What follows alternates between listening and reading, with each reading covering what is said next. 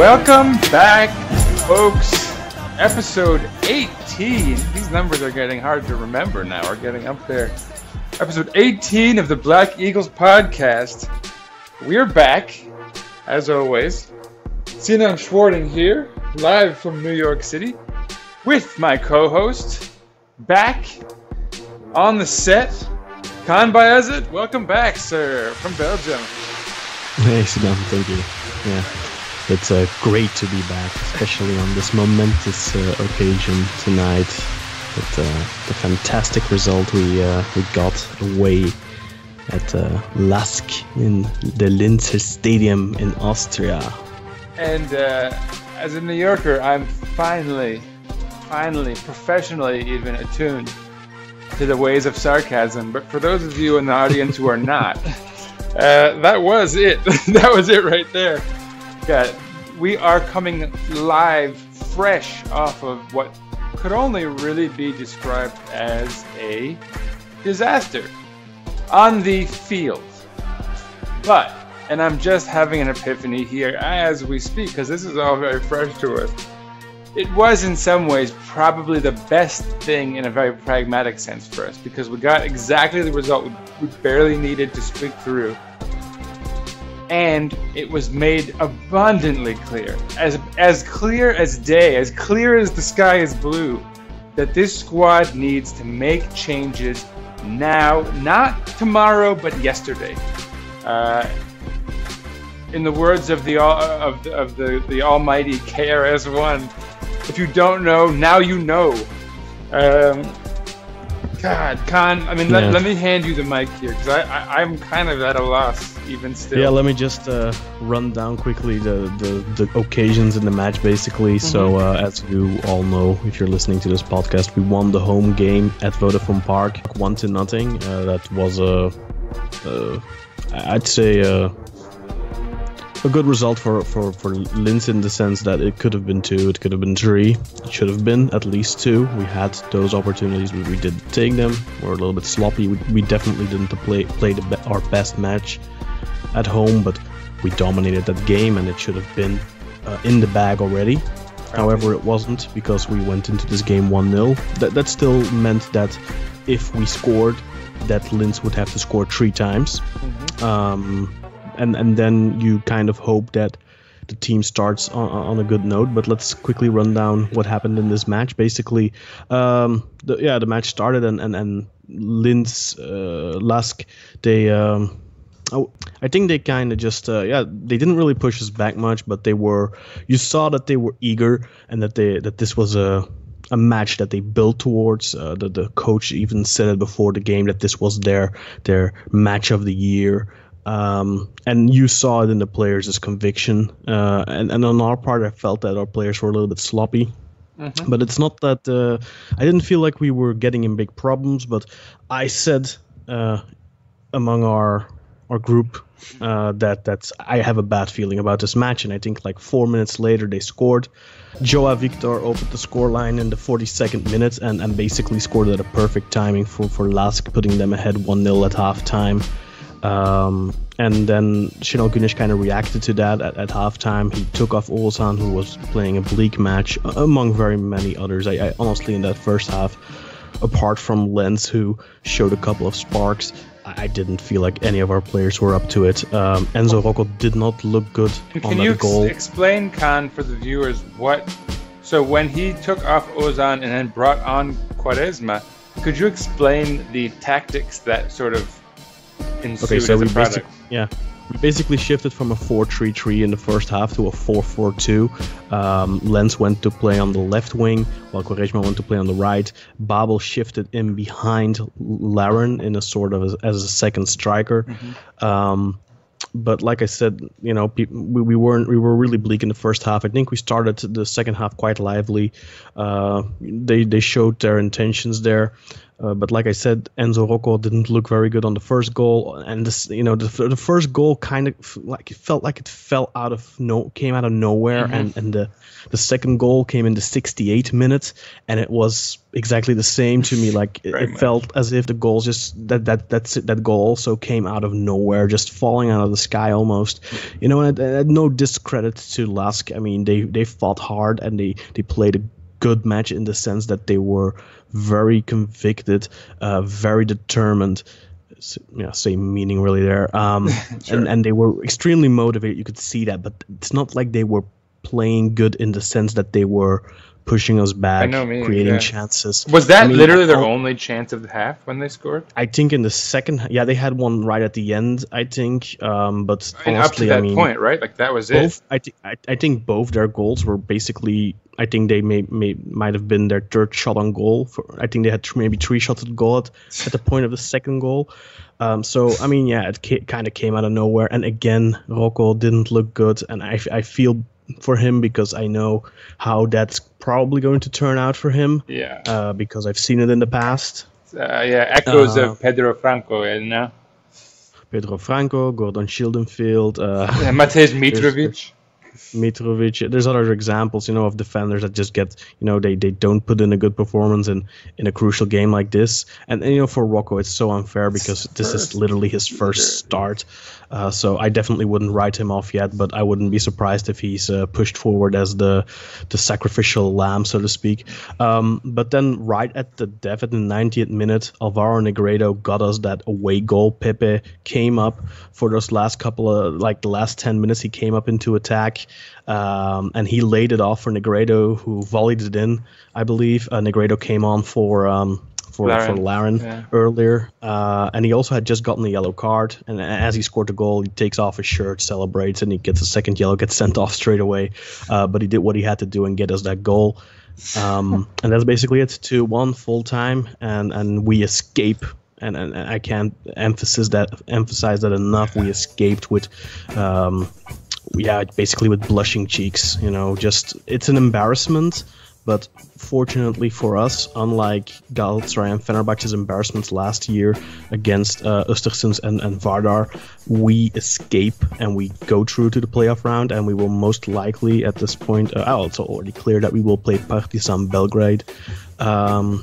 And honestly, I think, like you said, should be. I hope it's a wake-up call for the board that they can't put these transfers off any longer. It's high noon. I said it last episode. It was high noon, but now it's past noon already. I mean, it's like, it's like 12 already.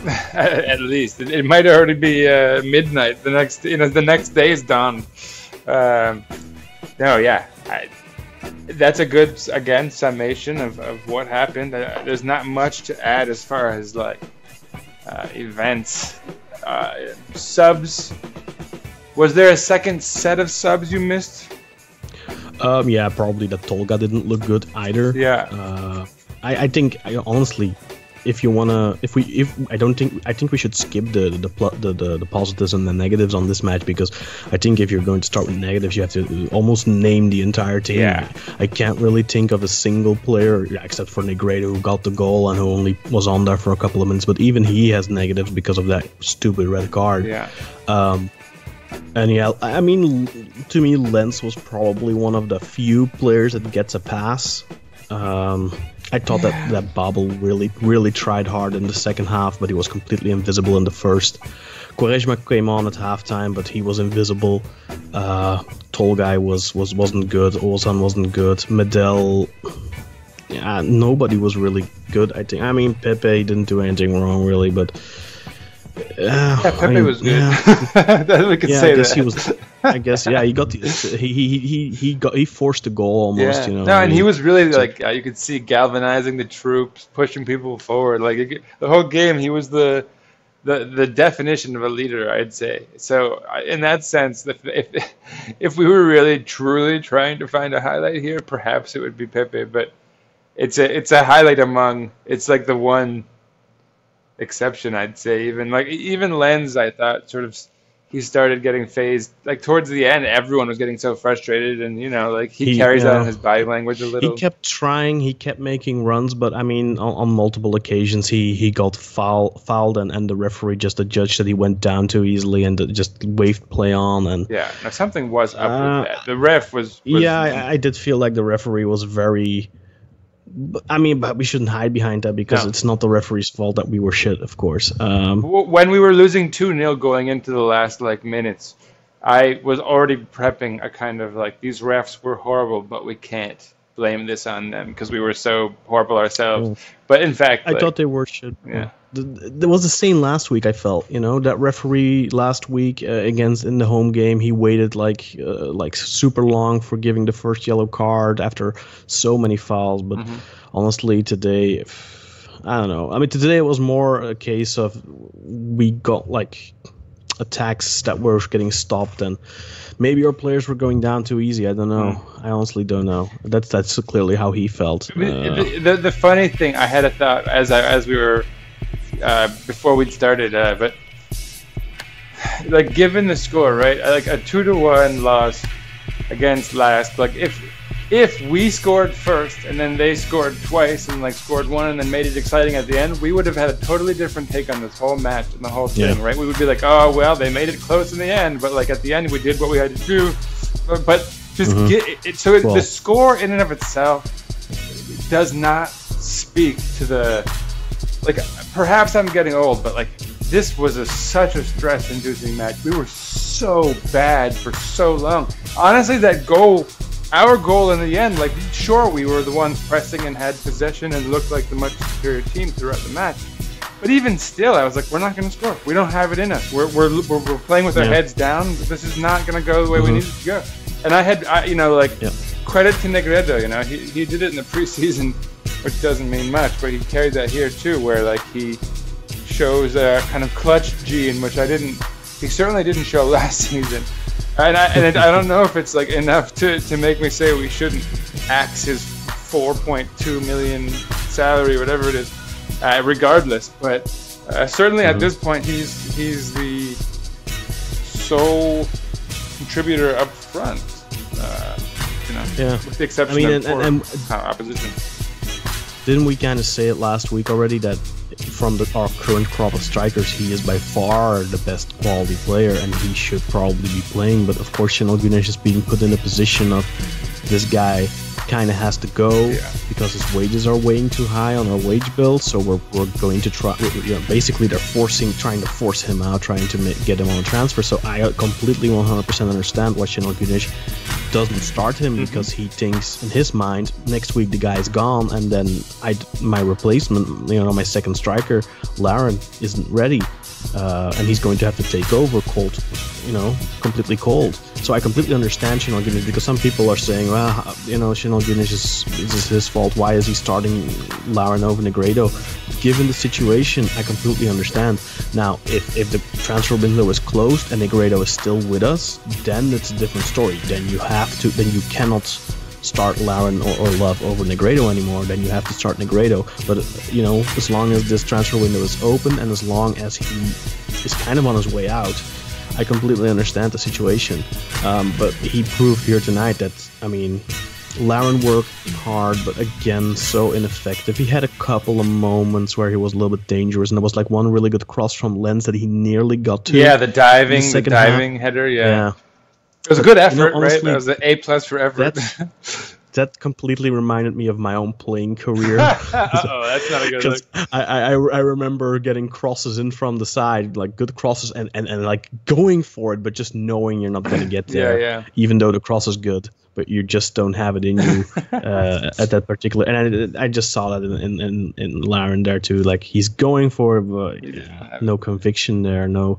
And that's one of the things I was going to ask when one of our friends said, Yusuf Pakladje, he said it's not over yet, and I was on the edge of saying who's going to score, because that's literally how I felt. Who here is going to stand up and score? Because let's be honest, from this team, who who in this particular match, who gave you the feeling that he was going to step up and score? Nobody, honestly. I think you just said it yourself. You didn't have the feeling that was going to happen. No. Unfortunately, we creep through and we get that goal, and I think we shouldn't be wasting too much more time on it. It's just a terrible performance, an embarrassing performance. With all due respect for LASK, this is a match that Beşiktaş should never have lost in the first place, never should have struggled with this opponent the way they did, especially if you win the home leg, even if it's just 1-0. And just the way that we conceded those 2 goals, it's just so incredibly and like the sloppy. Second one, it's like fool me once, right? Fool me once, shame on you. Fool me twice, right? Like, come on, man. Mm-hmm. I mean, it's not like the goals were the same, but it felt the same. And they're both kind of on the break and totally against the run of play. And it's like, guys, like we know they're capable of it now, right? Like stay on your toes. I mean, yeah, it was a very uninspiring performance. We're going into a match this weekend against, granted, a side that's just coming up from this first PTT first league, right? In Erzurumspor, but like even they, we lost today, right? We have to remember that we lost this match, even though we got through based on it. We lost, and that's how I think we would fare again if we play like this. And someone said, I saw similar to what we probably had both said actually in our review of the match against Akhisar, but that in the first half of the first match they didn't they didn't need any transfers, but in the second half they needed 3. Even there, you saw we needed a strike. I agree totally, but but he said, but this is what I'm reporting. And today we carried on that second half's form into this whole match. Today we looked like we needed 11. Honestly, yeah, you could even make that argument.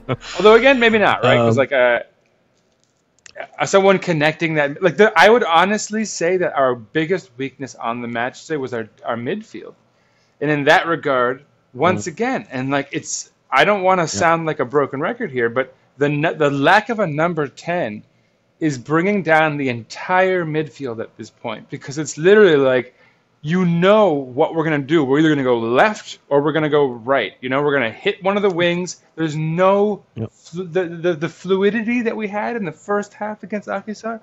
We don't have that, and it was sort of what happened the entire last season, especially in the sort of worst performances. But that's kind of what I said last week as well. With Oğuzhan played a really good game against Akhisar, and he was all over the place. But as soon as he gets injured or he doesn't have a good game, that fluidity is going to be gone. We relied completely on both Oğuzhan and Linz against Akhisar to create that fluidity. And in midfield we relied completely on Oğuzhan. And you saw here in the first half he was completely not in the game. Then he gets taken off at halftime. And even our goal, a credit to your point, it came from the left wing. It was a Janner cross laid off kind of in the clutch by Pepe, and Negredo shoots it in. But again, a prime example, an early Janner cross, and it's not even like we created a chance there. That's just pumping the ball forward with plenty of bodies in the box, because, like I said, Pepe was up there, and that's a typical. Those types of. It's good that you can score those types of goals, but it's not good that you have to score those types of goals. And yeah, I mean, for me, this game today, we're going to have these games again this season. Sivas away last season was exactly like this. Against Cherberli away last season was exactly like this. Yeah.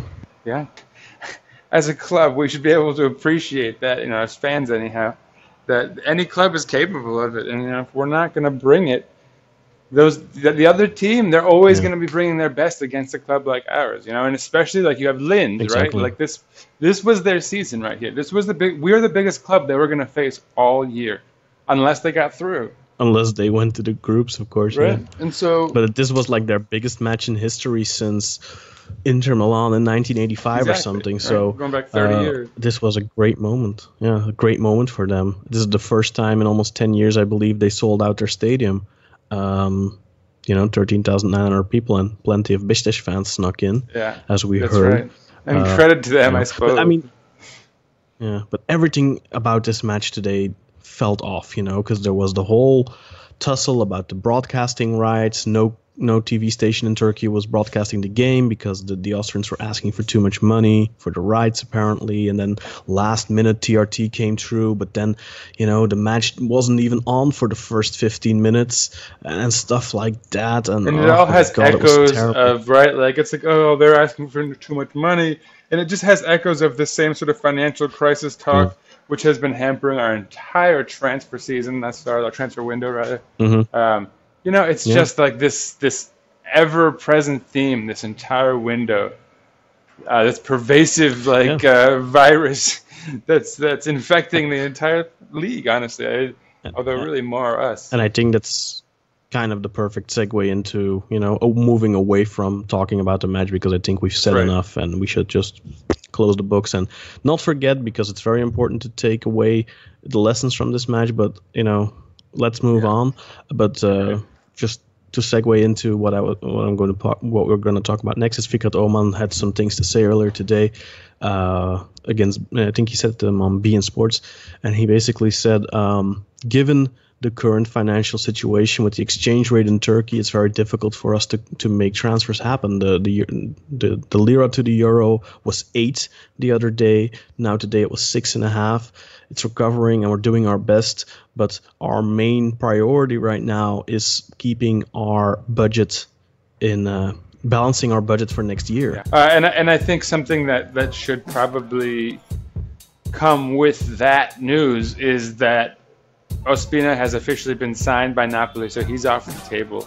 I think that's kind of like setting the table for what Fikret Orman is saying here, or maybe that's maybe what pushed Fikret Orman to come out and say what he's saying. Maybe because that's a low point, right, for our whole transfer window.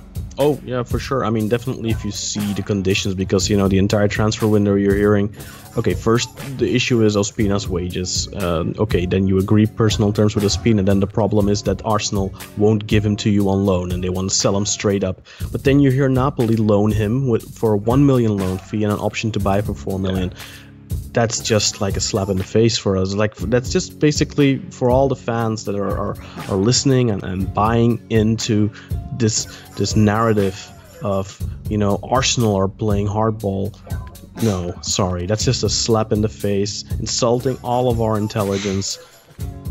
We're trying to bring it down from the 6 million price tag. They got him for 5. The club doesn't. Yeah, but the club doesn't come out and make official statements. Of course, the things that appear in the media, often that's made up and stuff like that by journalists. But also very frequently that's just stuff they get from the club directly. They have connections within the club. That's the journalist's job, to ask questions, and they relay. The problem is that in Turkey you have a lot of journalists that don't do that, and they just make up their own crap. But there's also people that do ask and relay what they're being told, and that's the narrative we were seeing. It's of course impossible to determine whether that news or all that narrative came from the journalist himself or from the club, but given this, 1 million loan fee, that's something, that's nothing. Option to buy for 4 million, I think that's completely acceptable for a national goalkeeper from Colombia that has already played the 2 World Cups. And it's a big L. I think we can only take that. We have to take this L, because this is really that was for me the silver lining of us having signed Ospina. Wasn't necessarily that he's the best keeper in the entire world, but it's like, look, we've sold Fabry under sort of negative circumstances here, but we're replacing him with someone who's very competent at the very least. Equal, maybe even. Whatever. I don't even want to speculate anymore, because I don't want to talk about Napoli's goalkeeper. Maybe better, maybe not better. It doesn't really matter. On a similar level, a relatively high profile. And that's the point. But the main thing that I'm taking away from this, if we don't get a goalkeeper, you have Tolga. Let's say we go into the season with Tolga as our first goalkeeper. Completely possible. I don't know if I made this point last time, but Tolga is injury prone. He's struggled with injuries throughout his Beşiktaş career. If he gets injured, then we have to rely on Utku. And no disrespect to Utku. He's 21, but 20. The kid, it's a 21-year-old kid that's never really, played at the highest level except for a couple of cup games. And maybe not necessarily at the highest level. Or he let up a couple of goals against Sjöfolk or something. Yeah. And then if Tolga's out, you have to rely on Ersin as your third goalkeeper. Who's 19? Come on, guys. We need a goalkeeper. Even if you loan a 35-year-old French guy that's been playing for Lorient for 7 years and is on the bench right now, you have to have a backup. I think. I mean, I think I even said last time, for me the priority is a striker and a 10, and they still are.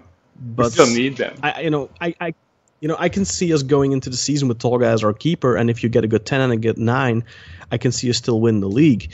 However, that doesn't mean that we shouldn't at least loan a reserve goalkeeper or something. I mean, I'm at that point where I'm okay with just loaning a reserve goalkeeper. Let me break it down further than that, and let me.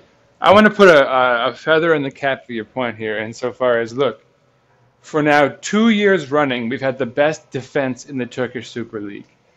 We have not, we allowed 40 goals, I think, in both seasons. So we didn't allow less goals despite bringing in Pepe. We had some instability as far as who his partner was in the back line, whatever. Bottom line, our identity, the only thing that has remained consistent, because offensively, right, we were playing tiki-taki, then we weren't because we didn't have a number 10, we were playing on the wings. The only thing that's remained consistent as far as an identity on the pitch, because remember, all the talk about budgets and transfers and etc., at the end of the day, we want to win matches on the pitch. The identity we've cultivated is having a strong defense.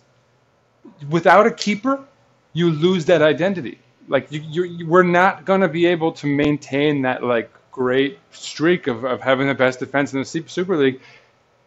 Realistically, at least we can't plan around that unless Toga plays out of his boots and great. But you certainly can't plan around the fact that would be the case. And that, given that, that in and of itself represents a major loss, because then you're losing your identity as having that as your strength in the back, your ability to prevent the opposite team from scoring, and you have not replaced. And then you become a nervous team. Still, we've not even replaced that strength with another one. It's not like we have some great striker who we can say, oh, well, it doesn't matter, we'll score 4 goals a game, or some number 10. So we're at a point right now where we're 2 or 3 steps back, for the step forward or whatever we've taken over these years in cultivating a brand and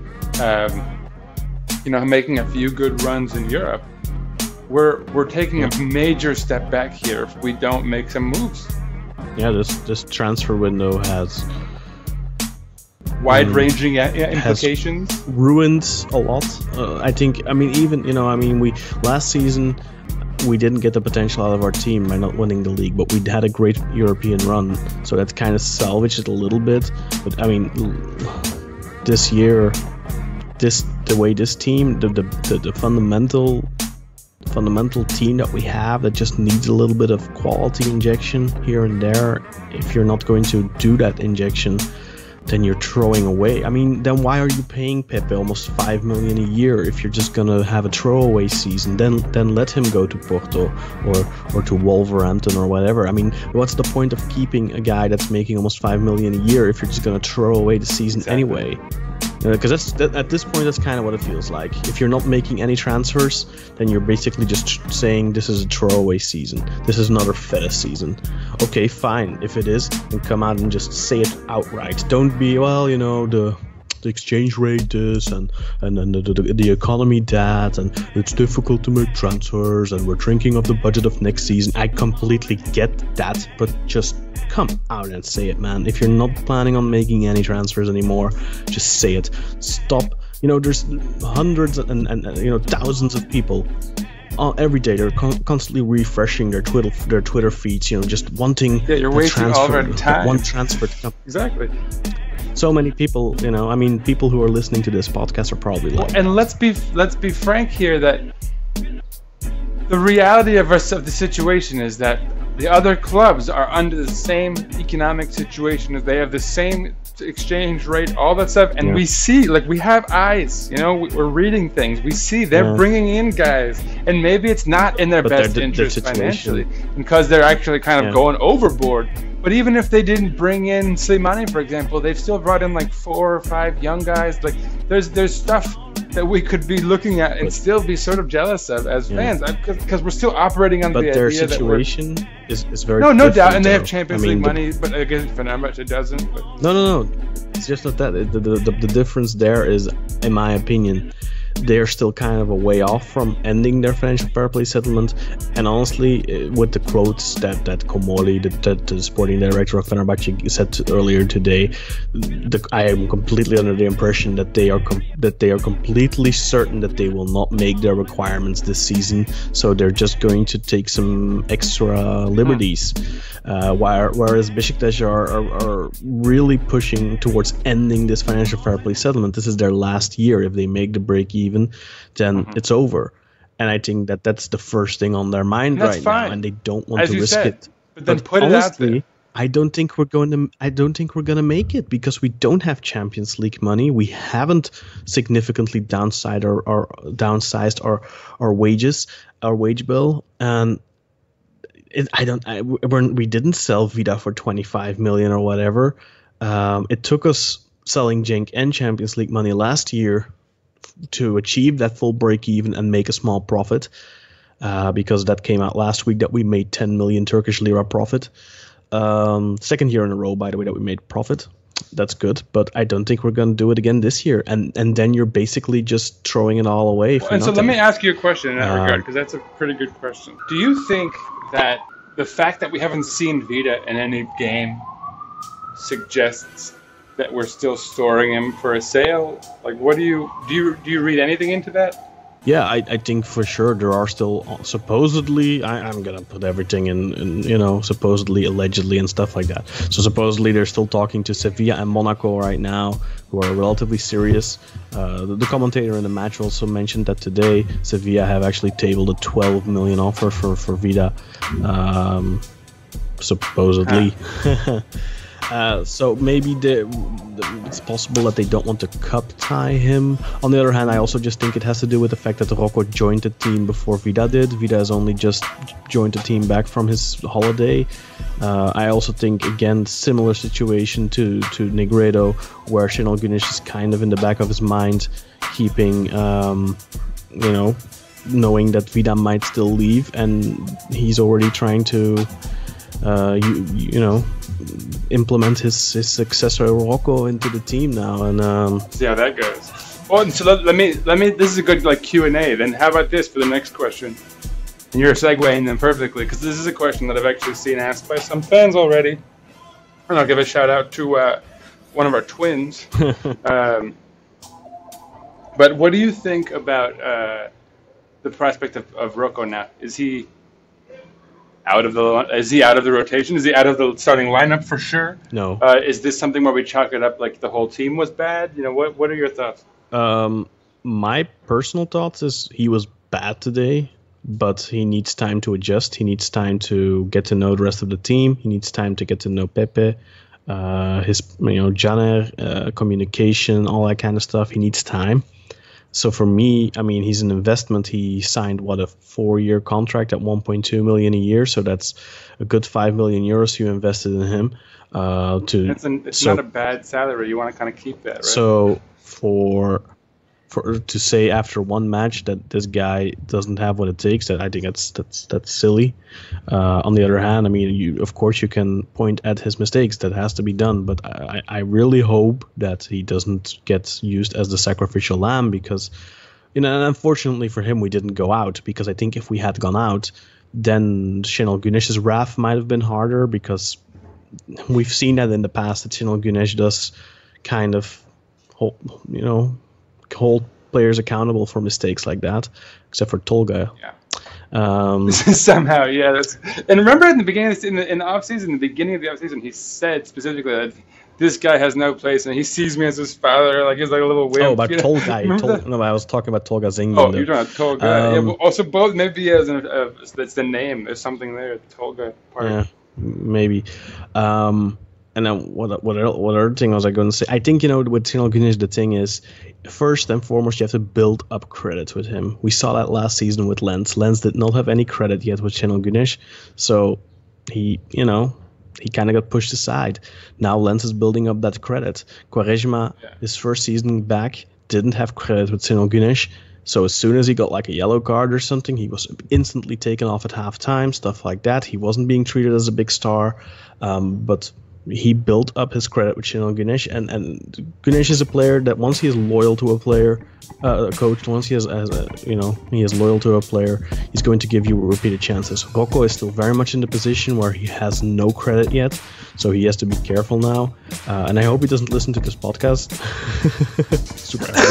I hope he doesn't listen to it because I hope he doesn't know this, because that could impact him negatively. I think it's an advantage for Rocco though that he's good friends with Medel, and Medel does have a lot of credit with Güneş, so I think that's going to definitely be in his favor.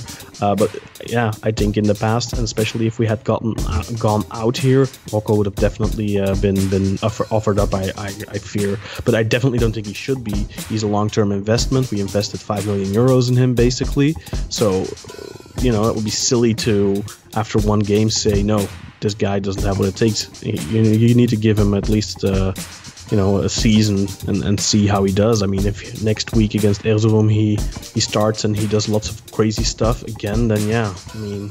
Right. And again, if we see Vida stick around, that's a different discussion, obviously. Or if Vida leaves, but then we bring in that Isimat Mirin or Martins Indy, or whoever it may be, and there becomes sort of a competition for that spot, then great. That's not a problem at all. But whatever the scenario is that sort of unfolds, yeah, I think he certainly has to be considered a competitor for that spot alongside Pepe.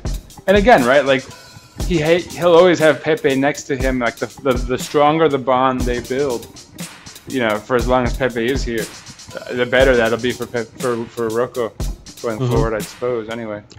He's just turned 26 years old. I mean, still that's young for a defender, to be honest, for a central defender. So, I mean, he needs a fair shot. And one game or one game. I mean, he came on as a second half sub against Akhisar on the weekend, and he did great. Yeah, he won all his duels. We're judging people on one match. Exactly. So he played 60 minutes and he did great there.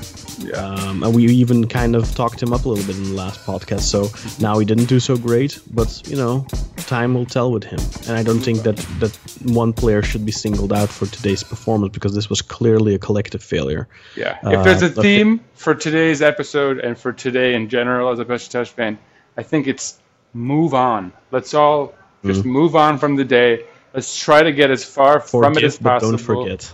But exactly, yeah, good point. And the board should not be moving on. The board should be in a state of panic right now. I hope they're on their phones. Not a state of panic, because then the bad decisions happen. Right, yeah. We don't need any more. Yeah, we don't need another 4 million contract on a guy who plays for Bournemouth or something. Okay. But yeah, for sure, we definitely need to chill out on our end as fans and recognize that until the transfer window is closed, and this might be the last time you hear this patient tenor from me, but until the transfer window is closed, we can't fully judge everything yet, and it's not closed, right? We still have a little over 2 weeks, actually, where the transfer window in Turkey is open, so things can happen, and hopefully the board is taking note and making them happen, right? Yeah, for sure, man. I mean, this is just my patience is gone. I think I no longer am of the opinion that it's we should be patient and blah blah blah. I think it's definitely time to sound the alarm bell. I think that's just unavoidable at this point. We see the gaps in this team, and there's just shortcomings there, and those need to be fixed straight away. There's not much time left. We were under 2 weeks, I think. Yeah, no, I mean, definitely the thing about transfers in Turkey in particular, I guess, is that we know that they're not things that just happen in a day. So for something that's meaningful to happen in this transfer window, if we have not already begun negotiations with the guy and these things are getting wrapped up in the coming days, then we're in a lot of trouble, honestly. And if we're not, then my advice to the board is get on it. Get those people in rooms, start like getting down to numbers, have guys who are willing to join the team lined up, have plans A, B, C, and D ready. Just like stop. You guys should not be sleeping for the next, I don't know however many days it is, so you have at least three positions we need covered. Do not be sleeping, people.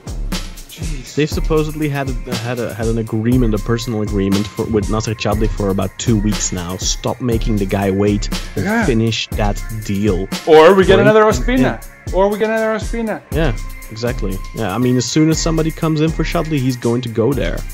Or if the reason you're holding it off because you've got Shinji Kagawa on the line and it's like you're waiting for some other thing to happen, make the move for Kagawa. Whatever the hell it is, just do it. Like we get it. Like we're being shrewd and patient and blah blah blah. But like, dude, guys, the fan base is on the edge. Kaan and I represent, I'd like to think anyway, the calm, level-headed, patient wing of the fan base, and so for us to be like screaming and yelling and doing this right now, like it's guys, get on it. Jeez. Yeah. So yeah, what's there left to cover? On that note, we talked about Ospina and all that, so I don't really think there's anything else left to talk about, is there? Not so much. I mean, do you want to address any of the other sort of light rumors? Is there anything? And even? I mean, I think there was another Takvim with Kagawa. Takvim, no. No. There was. I mean, even at this point, being sports this summer, they have been absolutely terrible. Yeah, being sports. They called Kagawa like 3 weeks ago. When is Quaresma putting on the Chinese shirt, man? I'm still waiting. That's right. What's the kid's name? Gurler Agun. If you're following him on Twitter, people, please unfollow him. Jesus Christ, that kid has absolutely no clue what he's talking about. I don't know what's going on, man. No, this transfer window has been absolutely terrible in regards to reliability of everyone that in the past couple of years, in my opinion, has gotten a pretty good track record in relatively accurate reporting when it comes to Beşiktaş. Everyone seems to be in the mist this season and jumping on other people's news straight away. I mean, Firat Güneyer has done it. Other people are doing it too. It's like they don't have anything of themselves, and as soon as something comes out, Sky Sports report that Ospina has agreed terms with Beşiktaş. Let's jump right on top of that. Right. Let's sparkle a little bit of our own salt on it, and let's come to a made-up conclusion. And it's just so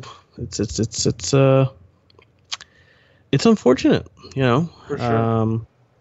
And then, of course, there's the announcement of the early elections. Beşiktaş are going to hold elections on the 16th of September, new presidential elections. Another distraction.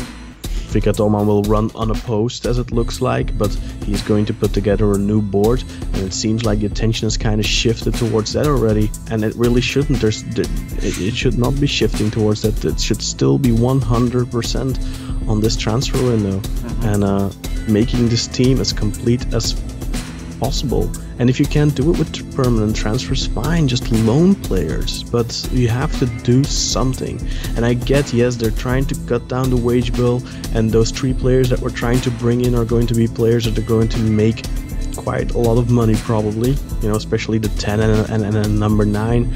And I get that they first want to upload Negredo's wages and maybe Love's wages, but at this point it's drawing too close and they're putting it off too long. Either you decide that you're going to keep Negredo or something, which I wouldn't do given the wages he earns, but yeah, what does the left to say otherwise?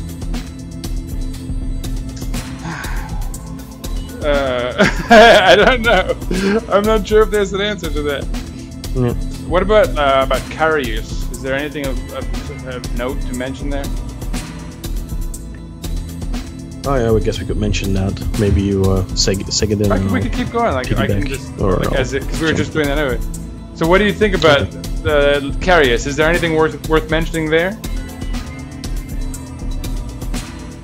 I don't think that's very realistic. I mean, I don't see why Liverpool would be willing to let him go on a cheap loan or something like that, while they're not willing to let Mignolet go on that cheap loan. Okay, Mignolet is their third choice. Karius is their second choice, right? I mean, Karius is 25 years old and still has plenty of potential. I think he still has a lot of sell-on value.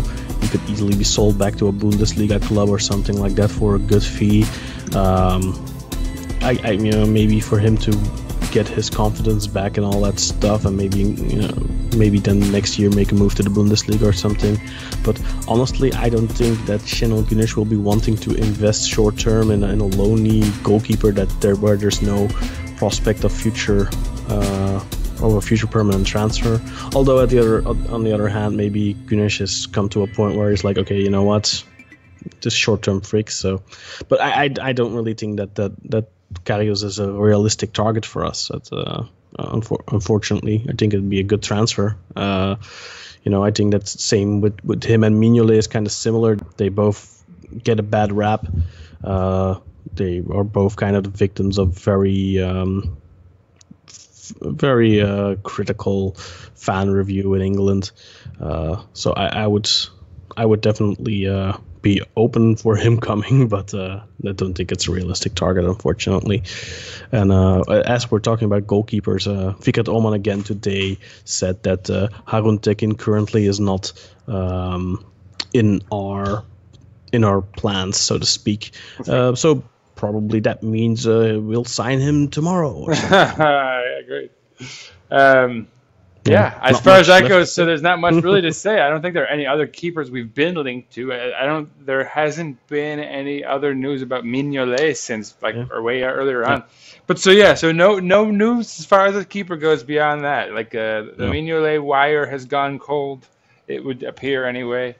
Of course, the only sort of blueprint we've seen laid out thus far for our transfer window this season has been the very surprise addition of Enzo Rocco. So perhaps there's some, bunny going to be pulled out of the hat type of trick last minute. But we have no leads to really report, at least that are very credible. And Napoli were kind of our rivals in a way for signing a goalkeeper this window, and they signed Ospina. They failed in their efforts to go after Ochoa, so I think that kind of illustrates that Ochoa is not going to be leaving Standard Liège. So I don't know, for Mignolet, I think, with the Premier League window closing, I think our chances of getting him aren't bad if we make a serious move for him. Let's be honest, if we would have made a serious move for Ospina, we would have gotten him, apparently. I don't even want. I still. For me, that's a dark point for this window. I just really wonder what the board were doing then, or is the problem simply that maybe possibly this is possible, but maybe Napoli has an obligation to buy instead of an option to buy. That's possible, and that's why it went so quickly. Or maybe Arsenal are not confident in our ability to make good on an option because we haven't been able to make good on our previous options with Talisca, with Aboubakar, and they're keeping kind of an eye on that. They're aware of that. That's possible as well. I don't know. But honestly, if you weren't willing to pay 1 million as a loan fee for Ospina, then to me that kind of just looks like you're not really trying serious. What were they trying then, to get him on a free loan? Yeah. Or pay 200,000 or something. I don't know. The 1 + 4 honestly sounds like the ideal. That was honestly, I think I may have even said previously that was kind of what I was hoping we could do. So maybe his contract is so high That like we don't know what is Napoli. No, he's on £2 million a year, so that's high for us, but not insurmountable because you have to keep in mind that in the UK he pays 47% taxes. And plus, it was reported we'd already agreed with him, so. Yes, I mean, and it was Sky sources that reported, which they are very reliable generally. But you know, I don't know. I mean, they broke on the same day. They broke the Slimani news to Fenerbahce. So basically, that was like 20 minutes apart. So they're quite on the money. So you agree a deal with Ospina, and then you can't be arsed to fork out 1 million, or well, I don't get it. I really don't. Doesn't make any sense. It really makes little to no sense. There's really no logical explanation that I can think of. I mean, I'm putting scenarios here that are potential, but I think they're all far-fetched. The only one that legitimately makes sense, and it's the scariest one, is that they actually have faith in Tolga Zengin. But no, I don't even think that's the case. That's something that very normal. That's something they're going to say because they know we need Tolga in these upcoming games. Yeah, we're gonna need him regardless. So they're gonna say that.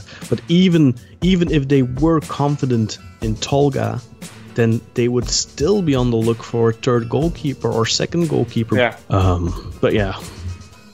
I think that'll do it for today, man. Yeah, we can keep going on in circles here, but there's really not much to talk about right now. There really isn't. And the transfer window is drawing to a close, and hopefully there will be a lot left to talk about in the coming 2 weeks. That's right. And hopefully even in the coming days, because that's how urgent it's become at this point. Yeah. But and stay tuned, everybody. Yeah. Of course, stay tuned. We are going to have our next Super League match on Sunday. Here in New York City on the Eastern Standard Time. We're playing Erzurumspor on the road. We're going to be in Erzurum. We're playing at 12:15, just after noon here. Do you know what time that is over there? Is that, I guess, 6:15 for you guys? That should be 6:15. Yeah, we're 6 hours apart, so it should be 18:15. And I guess it's a weird hour. It is, yeah. A little early, huh? Yeah, I mean, good compared to last week. Maybe that has to do with the weather in Erzurum. I'm not sure. But let's hope for a good result. We need 3 points there because it's it's one of the easiest opponents on paper in the league. You can't afford to drop points there. We can't afford to drop points regardless, I think, in these first couple of weeks. So must-win game again. It's all must-win right now. I mean, and then of course we have Partizan, I guess, up next Thursday already, I guess. Is that confirmed? Are we still going every week with these qualifying rounds? This is the last qualifying round, so once we get past this round, we're in the groups. If we get past at this stage. I mean, yeah, of course. Partizan, we played them a couple of years ago, but I think they're going to be of a comparable level, maybe a little bit better than LASK. But it has to be pointed out that we could have put this game beyond them so easily in that first leg. At home, I think we just made it difficult for ourselves here. Yeah. And with all due respect and with all the conviction, all the determination that LASK had, I think we kind of were playing against ourselves more than we were playing against a good team. I agree. With all due respect for them. This was like a sad, mopey episode. Yeah, like maybe you should use like funeral music or something. Yeah, right, exactly. Or Dracula music. Yes. Fine, we'll figure something out. But yeah, of course, people, as always, you can follow our Beşiktaş international account at Beşiktaş_int. You can follow Sinan at Sir_writes_a lot. You can follow the podcast at Eagles_podcast. And you can follow myself, Kaan Bayazit, at Razerian, RAZZERIAN. And that's it for me for today, folks. Sinan, take it out. Go Beşiktaş, guys. No matter what, even on days like today, go Beşiktaş. Even Sinan's enthusiasm centered there, but go Beşiktaş. That's right. I'm gonna echo all of it. Have a good one, guys. See you guys after the match on Sunday, and drink responsibly. All right. And if you're Muslim, don't drink at all. That's right, yeah. Shout out to you guys. Burnley scored. Yeah, Burnley scored.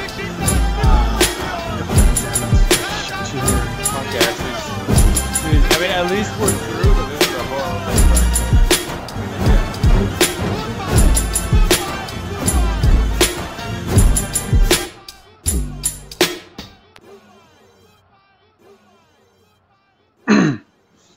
Folks, one last point for the episode. Today's hashtag After the Beep will be featuring Danny Pierce, someone who most of you will know if you're involved in Beşiktaş Twitter or follow it. He's an active member online and a fairly well-known Beşiktaş fan. You can find him on Twitter at UK_BJK. He's actually on location in Austria, having just watched the game himself. So we look forward to hearing what he has to say. So as always with our new segment, stick around to hear some final thoughts on the match that just occurred. Thanks again, everyone. Beşiktaş are kicked off playing in red tonight. Byron Babel's hair matches the colour of his shirt, looking lovely. Put on the front foot straight away. Looking positive at the moment. Only got 3G signal here, so don't think it's going to be very good. Dan, I don't think it's going to be able to be streamed.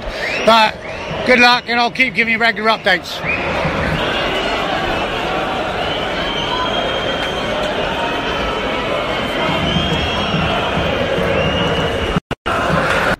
Yeah, hi Con. Yeah, sorry, I couldn't send it from the stands. I tried that one and it had to go through ages later. They sort of blocked the signal in the stadium, so you couldn't really send anything. We're staying in the Radisson Hotel in the Park Inn, and so I interviewed Bogdan Erdogan, a Turkish bloke for LASK, as well as you've probably seen on Twitter. And then I sent that, and it was all looking good, and then all of a sudden it just all went off. But yeah, it wasn't impressive. I get this feeling that the team aren't really playing for Şenol Güneş now. I get this bad feeling that there's a lot of animosity in the team, or it's a bit cliquey. I don't know. And we need an out-and-out right striker that's a goal scorer. We look lacklustre in parts tonight. It was, we deserved to be 2-0 down. They ran at us. You could see they wanted the game. We were poor in lots of areas, and lots of experienced defenders and midfield players were very poor. But at the end of the day, you can be as poor as you want, but you win the game, and we've wrapped the game up, and we go through to the next stages. So I look forward to going to Europe again, and hopefully I'll get a Wi-Fi signal so I can interview some more people and get you on a podcast. And I'll be seeing Alan next week Monday, and I'll be certain to ask him if we can give you a quick ring so he can answer a few questions that you got for him. I don't think he'll be able to spend an hour on the phone for a podcast, but he'll certainly be able to spend some time with you. He's a good friend of mine, so you'll be all right. I've got Slimani's shirt coming from Leicester, so I'll send you one, and I'll get another 2 as well for a competition. So Cenk Tosun's shirts are coming again in January. So you take care, Con, and give my love to Aidan and your family, and you're always a brother, and you're always in my thoughts. Take care and have a good night, mate. Always love, always. Beşiktaş, Forza.